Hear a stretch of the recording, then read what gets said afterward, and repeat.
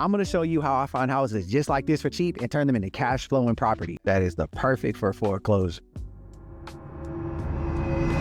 If you've ever searched for properties and you just simply can't find them and don't know where to find them or how to find them, then this is the video for you. My name is Zach, and for almost the past 10 years, all I've done is breathe, eat, and sleep real estate, and I know exactly how to find good properties just like this. So where do you actually start this whole process of finding good properties? Well, me personally, I love starting with foreclosures and with auctions. So let's talk about how you actually start there.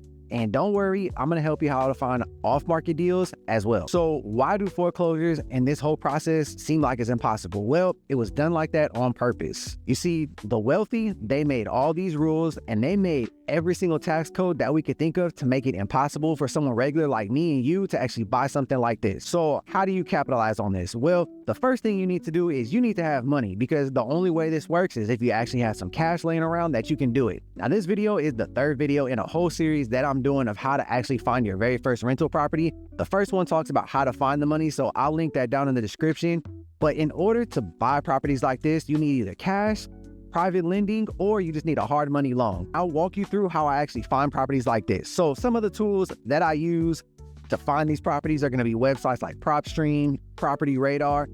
These are going to be great websites to help you figure out ARV, a tax lien, foreclosure status, pre-foreclosures. Now, the first place that I like to really start though is I like to start with the sheriff website, because that's exactly where I'm going to find ugly houses just like this. From there, I'm looking at the status of the house. I'm calling my title attorney. I'm calling everyone that I know to figure out, hey, is this house something that I should buy? Is it something I should sell? Or is it something that I should keep long term? Now, if you're not a licensed agent, no problem. There's tons of free websites out there like Zillow.com that you can go on, see what things have sold for in the past, see what things have rented for in the past, and figure out, is this kind of a property going to be worth your time? All right, guys, we're here in the office. I'm going to go ahead and walk you through these websites and show you exactly what I do to find these properties. Okay, as you can see, I'm starting here at my local sheriff's website, because this is exactly where I'm going to start to look for these foreclosures. Okay, so once I get into the real estate sales list, I'm selecting the next date. And what I'm doing is I'm going through all of these subdivisions. The subdivisions are right here. So for example's sake, I'm going to take this one, Willowbrook subdivision. I'm going to come over here to the parish assessor's office. And at the top, I'm going to search by subdivision. And in my sheriff's website, under the foreclosure list, I'm looking for lot 82. Okay, so now that the subdivision has been pulled up, on this left side over here, I'm just going to go all the way down to number 82. Okay, and once I find lot 82, I'm going to confirm that this is the correct one by just checking the owner's name. And this is all public information, so unfortunately, this person is just in foreclosure. And as you can see, the names do match up. So now I'm clicking on this. I'm clicking more because I want to see the physical address. This is a big difference between the owner address and physical address. If this is a rental property, they will be different. From here, I'm going to zoom out. I'm going to look at different streets that are nearby Main Street. I know that this is a good location. And from here, if you want to get a street view, just hop into Google, type in that same address. And from there, you can actually look at the street and see, okay, what does this house potentially look like?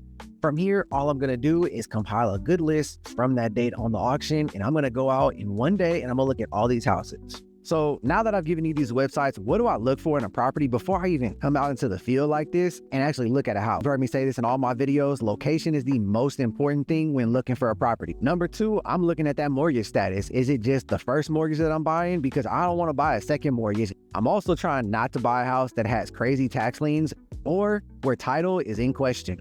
Okay, so now that we've identified the tools that we're going to use and how we kind of go about finding these properties, let's go ahead and look at some properties and figure out, what do they look like? What do they need to look like for you to purchase them? Now is the part where you have to actually do the work. You have to hop in your vehicle and you have to go searching for these properties. So let's head into the truck and let's go find something. Some of the things that I really look at and I look for when I'm driving for these properties, not only do I have a destination in mind, I know where I'm going, I got a couple of properties and addresses, but really, I'm also on the lookout for other properties that may not be on the list. You can look for things that are pre-foreclosure, or maybe they're not even in pre-foreclosure. They're just distressed. Maybe the owner just, they can pay the mortgage, but for some reason that house is distressed, it's being neglected.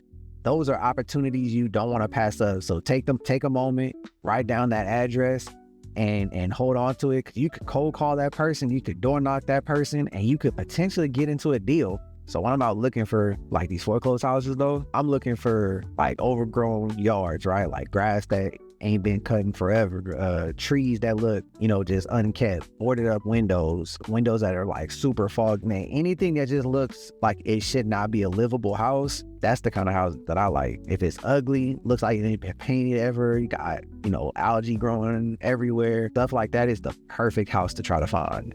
Now, see, this is the type of subdivision that is the perfect for foreclosure. You could tell every house is not going to be too big. It's going to be like a 3 or 4 bedroom house, maybe 2 bathrooms. It's a nice neighborhood. It's quiet. The location is perfect. We're going to see if we can go look at this house. This is a nice subdivision. Can't tell if... See some cameras. Oh yeah, catch that window. When you're looking at houses and you see a window just like that, it's kind of foggy. You can tell, okay, maybe it's neglected a little bit. That's the kind of house that you're looking for right there. You can tell not much has been updated of this house. Oh yeah, this right here, it's nice. You see how the backyard, it's got tall grass. It ain't been cut. AC looks like it's in bad shape. Some of the windows look bad, but the neighborhood is nice. It's quiet. I mean, this is like a perfect rental house. This is gonna be something that if I can go to the auction and I could buy, I'm 100% gonna buy this. I mean, look, he's even got a nice lake, nice private property. I mean, this is it right here.